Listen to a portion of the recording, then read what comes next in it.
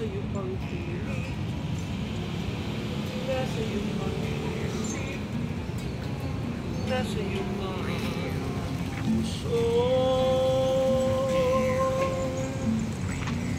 Pagkat ito'y may laging ginagawa, kailan may di mawawala, di na kailangang hanapin pa, pagkat ito'y dama.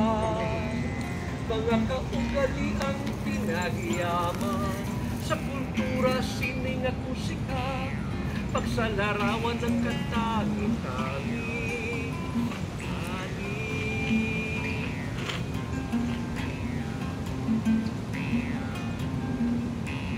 Ng ating lahi, sa wari ko'y litong-lito, kung sino na nga ba tayo, pagkat sa salita gawa ni mga banyagang kaisipan, ito'y lutang na lutang, pagkat walang ungatiya, unganya'y pagkakawat-pagkawata, pagkakanya-kanya ng lahat.